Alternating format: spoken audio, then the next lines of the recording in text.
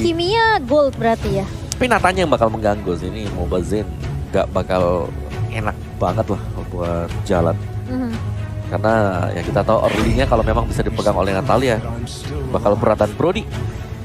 Yang ada di sisi dari BTK ternyata dua hero yang cukup tipis yang bisa menjadi makanan untuk Natalia. Oke, cukup menarik dari kedua timnya. Ben and pick-nya. Ini kelihatan banget Onyx PH juga mereka respect juga ya ke BTK. Mereka gak lepasin Lolitanya, gak lepasin Isunsin juga. Ya. Dan meskipun mereka gak takut sama Lilianya Zia.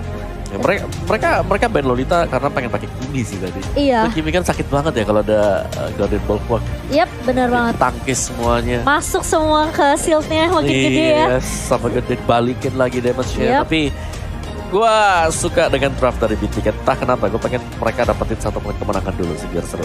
Aku lebih ke Onyx PH malah. Aku suka banget mereka kayak nge-counter dan maksain gitu loh. Mau gak mau kayak Kufranya yang di-pick sama BTK. So, kita bakal lihat seperti apa Cornet. Aman, dan akan kita lihat langsung. Kalau dari aku sih kayaknya entah kenapa aku melihat kayaknya untuk game 1 Onyx PH. Karena aku masih belum nggak tahu ya, aku ngeliat Shark pakai Kufra nggak tahu ya, aku melihatnya sih ini draftnya dari anak-anak BTK kayaknya emang ini draft yang sudah mereka persiapkan mungkin ya untuk di upper bracket sekarang. Jadi emang tidak bisa dibaca oleh tim musuh sehingga mereka memakai hero-hero seperti ini. Dan bahkan kita juga tahu ini Baloyski atau Baloy, Lito Baloyski yang akan menjadi Lito Wonder ya untuk anak-anak Onyx PH. Oke. Ya yang aku takutin justru ini ya sih Nat. Siapa namanya Natalianya sih. Kayak mereka tuh kayak oke, udah kan baru diomongin. Walaupun agak sedikit miss banget sebenarnya hatred tadi. Hampir ya? Hampir aja. Tipis banget Hampir banget. Dia agak sedikit miss untuk stun-nya. Iya. Tapi untung langsung bisa di follow up dengan cepat. Walaupun ada Purify juga, masih ada execute dan langsung diamankan balik. Dan yes, Shark yang langsung saja nge-secure killnya di arah gold lane. Marky yang menjadi sasaran Nechimomo. Iya, Marky. Oke, ini agak sedikit mahal karena gold lane-nya yang ditukarkan. Sementara Zia yang tumbang di area mid. Itu kalau stunnya kena mungkin gak terlalu buying time berapa detik ya sebenarnya tadi di area midnya. Tapi pertukaran yang sangat worth it untuk BTK. Kimia tumbang. Kita lihat di map gak tadi, Cimomo di bawah? Apa tuh? Ada sedikit dilema dari Fight Chicken ketika dia gak mau kehilangan minions wave-nya. Tapi dia tahu musuhnya ada Natalia. Itu yang bikin kesel tuh kadang ya. Kalau musuhnya ada Natalia tuh. Kayak darah lu sekarat tapi lu gak tahu mau pulang atau enggak. Iya, karena wanti-wanti kan. Posisinya di mana gitu. Kalau pulang sayang, tapi kalau nggak pulang daripada mati, kayak itulah. Iya. Makanya aku merasa kayak Natalia ini ketemunya sama ini Shark juga. Jadi menurut aku kayak Sharknya kan harus inisiasi kan. Sementara itu yang mungkin bisa dimanfaatin sama Baloyski. Dia bisa aja rotasi dengan leluasa gitu kan. Sudah mulai langsung dibuka untuk turtle yang pertama. Dari strike-nya lebih ke arah belakang Shark-nya. Dan bahkan sudah ada Darsky yang langsung memporak-porandakan pemain dari anak-anak BTK. Tapi kita lihat turtle has been slain. Dan lagi-lagi sudah kita lihat juga bersama. Ngomongin soal objektif, Onyx PH benar-benar sangat rapi sekali untuk turtle yang pertama. Di setup dengan sangat amat baik. Dan bahkan dipukul mundur juga dengan bermodalkan satu naga dari Darsky. Iya, dan rotasi kali ini dari BTK di area mid-nya masih stick bertiga. Dan yang pastinya juga mau ingetin teman-teman kalau kalian nonton M3 jangan lupa jajan GrabFood juga karena ada diskon sampai 70% tentunya sampai tanggal 2 Januari. Tinggal pakai kode promonya aja M3XGrab. Yes, itu dia.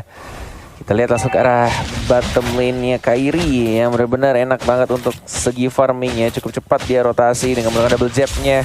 Sudah penuh pasifnya. Mau lebih fokus ke arah Mr. Crab. Diamankan begitu saja. Rotasi kembali untuk 5 menit awal dari kedua jungle-nya. Mobazen juga tidak mau kalah. Yang dia lakukan adalah fokus di 5 menit pertama. Dapetin semua-muanya. Bahkan dia berani juga untuk invade dan ngebuka visionnya. Dengan menggunakan satu entrofinya. Dapetin lagi Sketizer tapi tidak ada entrofi. Hati-hati Mobazen. Sudah mulai bertemu dengan Baloyski. Tapi masih bisa dipukul mundur. Dan masih bisa untuk survive balik lagi ke arah mid lane.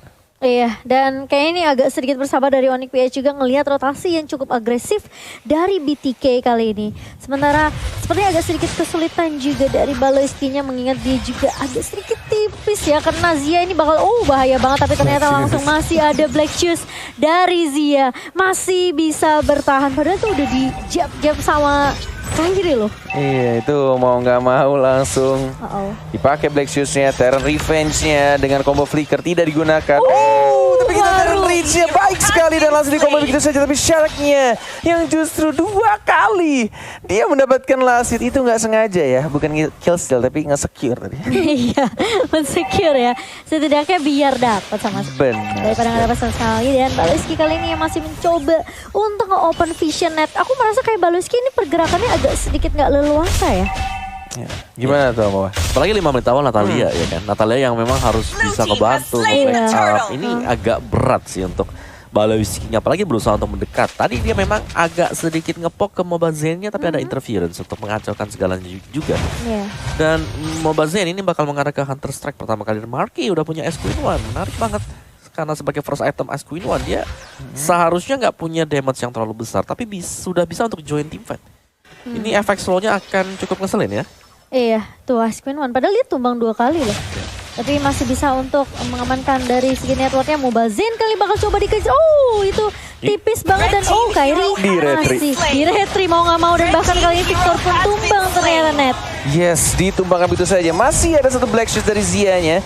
Dan bahkan kita lihat juga dari naganya Terran Rage hanya memukul mundur sedikit. Dan ini harusnya dari seorang Mobazen menjadikan satu pelajaran penting untuk dirinya agar tidak sembarangan lagi untuk menggunakan entrofinya. Walaupun sebenarnya di sisi lain entrofi membuat farmingan dari seorang Mobazen lebih cepat. Tapi kita lihat bottom lane ya, Baloyski terkena Terran Rage, Terran Revenge, dan bahkan kita lihat sana Torment Memory justru berhasil langsung shutdown seorang Baloyski. Iya, terkena CC, terkena Terran Revenge dari Shark, tentunya membuat Baloyski tidak bisa bertahan lebih lama. Sementara Marky juga masih butuh item physical attack menurut aku, karena Ice Queen One aja nggak cukup untuk seorang Kimi Cornet. Yes, ini Omawa kayaknya masih imbang ya dari kedua tim ini.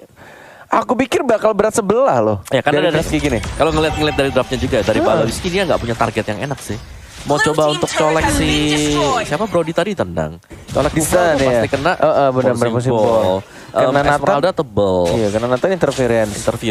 Jadi targetnya ini yang agak sedikit sulit untuk ditemukan oleh Baloyski. Kelilia pun juga tiba-tiba dia Black Shoes, tapi kita lihat masih ada flicker ke arah belakang dari Brody-nya. Baru aja dia omongin bisa escape juga, masih ada flicker lagi. Jadi repot sih Baloyski. Benar-benar harus pintar-pintar mencari timing, momen yang tepat, dan bahkan kita lihat Shark-nya sekarang yang langsung di petrify, yang langsung diincar dan langsung di shutdown oleh Kairi-nya yang kembali fokus ke arah turtle dan akan menjadi turtle yang muda tanpa harus menggunakan satu retribution-nya. Harus mencoba untuk mendelay kembali gamenya anak-anak BTK yang mulai ketinggalan dari turtle barusan. Dan ini membuat juga targeting pastinya dari seorang Baloyski harus sangat berhati-hati. Terkena udah mulai maju, lihat agak sedikit saja miss super positionnya tadi dari seorang Mobazen. Andaikan kena mungkin turn 4 memorinya bisa langsung men-shutdown seorang Baloyski. Kurang 1 kali basic attack juga mungkin ya stacknya. Iya, stacknya kurang. Iya. Tapi untuk itemnya Kairi ini udah jadi 2 item. Bloodlust War Axe lebih strong lagi. Mobazen bakal mengarah ke BOD atau Endless dulu gitu ya. BOD sih. Oke. Atau Malefic Roar. Wow. Oh cepet ya, langsung bikin Malefic ya. Iya, kebanyakan gitu loh tim-tim. Malefic Roar tuh pilihan yang benar-benar cepat dari kita tuh. Masih santuy aja, ada Black Shoes dan bakal dibalikan begitu saja. Walaupun ada Federal Strike yang terlalu menyakitkan. Dan kita lihat darahnya sekarang 3 orang dan lagi-lagi Mobazen yang justru ditumbangkan Cimomo. Iya, ini memang sebenarnya dari Onyx PH ya. Kalau mereka kayak culik satu-satu kayaknya agak susah. Tapi kalau misalnya team fight berlima kayak mereka kuat banget ya. Ini mungkin yang perlu diperhatikan juga dari Onyx PH ya. Kalau misalnya mereka mau culik satu-satu, apalagi Baloyski berkali-kali dia coba untuk nyulik ke arah Brody, masih bisa di flicker. Ke Zia juga udah ada Black Shoes. Jadi kalau memang mau mungkin dia bisa coba untuk inisiasi, tapi harus di follow up sama teman-temannya yang lain. Bener. Atau timingnya mungkin ya, kayaknya lebih enak kalau si Baloiski ini barengan Pakito nggak sih ketika dia masuk di silence and then langsung di double jab and then ada Federal Strike juga di belakangnya. Jadi benar-benar harus Symphony of Skill-nya jalan. Sepertinya sekarang baru saja diomongin Shark yang di silence. Lihat, nggak bisa dia flicker. Masih ada Petrify dan diincar lagi dan lagi. Mobazane-nya nggak bisa entropy, nggak bisa escape dan bahkan Baloiski-nya udah siap kembali di arah rumputan ya. Victor tidak berhasil membuka dan bahkan kita lihat masih bisa dihindari. Victor yang sekarang menjadi incaran dari damage dari seorang Kiminya. Marki terlalu menyakitkan. Zia masih ada Black Shoes, masih bisa menukar belakang dan Fight Chicken yang masih belum mati. Ada Kairi tiba-tiba flanking dan langsung di shutdown begitu saja. Dihancurkan pelan-pelan dari anak-anak North America BTK. Wow. Onyx PH, mereka tahu banget mereka harus motong pergerakannya BTK. Mereka tahu mereka memang teamfight di area turretnya. Tapi kalau kita ngeliat instant reply-nya nih Wawa. Yes, oleh Samsung Galaxy A52s 5G, di mana ini ditarik sebenarnya, dikaiting ke belakang. Dan ketika semua source-nya sudah habis, Esmeralda hanya tinggal jalan kaki. Tuh Kairinya. Anteng aja dia nungguin. Pas banget loh. Dia bener-bener nunggu di situ lah, ada minion padahal. Iya, dan pas Federal Strike-nya juga ada. Jadi emang kombonya itu masuk dari Kairi dan juga Hatred kali ini. Dan sepertinya sudah mulai mendominasi perlahan demi pasti kok. Iya, terlihat dari perbedaan gap sih, gap levelnya di sini antara Mobazane dan juga Kairi. Kairinya udah 14, bahkan hampir menuju ke 15. Mobazane masih stuck di 12. Jadi berat untuk BTK sekarang dan mereka hampir gak punya jawaban. Mereka hanya bisa kabur, tapi mereka sulit untuk memberikan sisi kecuali kalau Shark-nya bisa kena dari Tyrant Revenge-nya. Yes, harus mencari momentum yang sangat baik. Baloiski lagi-lagi menjadi Little Wonder untuk anak-anak Onyx PH. Yang tampaknya di sini BTK juga mencoba untuk mempertahankan tadi daerah mid-nya. Di atasnya sudah mulai di-push, tapi tampaknya hanya dikacangin aja untuk Minions Wave-nya. Lebih memilih untuk membuka visionnya di arah tengahnya. Outer turret dihancurkan dan mencoba untuk men-setup di arah top lane. Dari seorang Baloiski, satu saja serangan. Ulti dilakukan dari seorang Markinya, tapi lihat Federal Strike-nya 2 tetes aja. Udah sisa 1 bar. Oke. Itu kalau ada maksimum charge mati nggak ya? Udah dipakai sih tadi maksimum charge. Tadi kepake buat ngecek ini ya boostnya ya. Iya. Tapi tuh lihat. Tapi ya yang bagus dari Onyx PH mereka nggak sayang resource skill sih. Lempar semua. Lempar semuanya. Dan mereka PD-nya adalah mereka berhadapan dengan 2 marksman. Partialnya efektif banget. Iya. Jadi gak ada marksman yang bisa stay di tempat untuk kasih basic attack. Wah, di bait aja. Dan langsung mundur dengan menggunakan jabnya Baloiski. Agak sedikit bernafsu di arah bottom lane, tapi it's okay. Itu dia space yang dia buat untuk teman-temannya mendapatkan turret di arah top lane-nya. 1 point kill terhadap Baloiski itu tidak berarti ketika kau kehilangan turretmu dan itu adalah turret ketiga. Dan bahkan sini lihat kombonya mulai jalan dengan menggunakan 1 Tyrant Revenge-nya dan Tyrant Rage, tapi tidak berhasil untuk membunuh Dalski-nya. Flicker ke depan, Fight Chicken terlalu percaya diri, darahnya sangat-sangat tipis dan langsung di shutdown. Black Shoes-nya udah nggak ada. Marki mengincar ke arah Lilia kecil dan langsung killing spree di sana Cimomo. Iya, udah ngelihat dia udah pakai Black Shoes-nya, itu udah enak banget. Markinya tinggal jaga posisi aja. Dan memang terlalu overcommit ya dari Fight Chicken sendiri. Ya. Dia sampai ke panis padahal tuh masih ada sisi juga dari Larski, masih ada Furious Dive juga. Dan kita tahu Hatred di sini juga dia nggak ke pick up sama sekali, berarti dia memperhatikan posisi dia. Dan stun-nya itu selalu connect ke pemain-pemain dari BTK, Koret. Yes, ini mulai agak-agak gemeter deg-degan gak nih anak-anak BTK ya. Ngomongin soal Onyx PH lebih weaker dari anak-anak Blacklist. Tapi nyatanya ini untuk game 1 justru malah mereka yang kayak menurutku lebih kesulitan nih dari segi farmingnya, team fightnya. Benar-benar. Plus yang menurut aku dari Onyx PH mereka cuma perlu ngedodge aja Tyrant Revenge dari Shark. Iya. Kayak tadi di mid. Gak ada sisi lagi kan. Paling slower aja sisanya. Atau mungkin si Esme itu juga cuma sebentar doang ya. Bisa dikating ke belakang juga Marki. Ini Marki bebas banget dan kita intip dari itemnya juga. Hatred kali ini sudah akan banyak banget ya itemnya.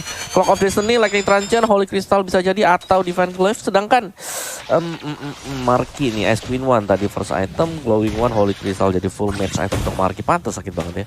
Maximum charge sekali tembak itu marksman-nya pasti hilang 1/4 HP juga. Dan ini item defense-nya Athena Shield, jadi cukup respect dua-duanya. Teman, banyak dari item defense juga pastinya nggak bakal mengangkat karena Kairi udah siap.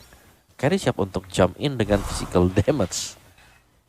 Yep, benar banget. Apalagi ini markinya juga dia ada efek burn dari glowing one juga nih, Net. Ya, benar banget. Dan kita lihat juga untuk Lordnya yang akan muncul ini di atas menit 12, menit 14 lebih tepatnya. 12-5, perbedaan goldnya juga sangat jauh. Dan bahkan itu dia Mobazane yang aku selalu bilang, benar-benar ini harus sangat-sangat berhati-hati lagi untuk menggunakan entropinya. Apalagi dia sadar harusnya Onyx PH punya satu hero yang ngeselin banget yang kita nggak tahu keberadaannya di mana, yaitu Natalia. Plus dia mati 4 kali ya, menurut aku itu nggak ada backup sama sekali dari BTK sih, Net. Bahkan Fajikan juga terpaksa dia langsung bikin karena Athena Shieldnya, tapi lihat ditaprak sama Dusky-nya. Dan langsung diamankan begitu saja poin killnya, mega kill dari seorang Parsianya. Dan tersisa 2 orang lagi dari anak-anak USA, BTK. Yang tampaknya di sini Larski sudah mulai recall di arah tengahnya. Kembali hidup untuk Mobazane dan Lord akan berjalan di arah atas. Bisa jadi ini akan langsung menjadi push dan langsung end, atau justru malah masih bisa dipertahankan. Oke, itu bakal jadi pertanyaan tentunya, tapi kalian bakal coba di zoning terlebih dahulu. Bahkan Bang Rizky masuk begitu saja. Victor yang akan menjadi target berikutnya kah?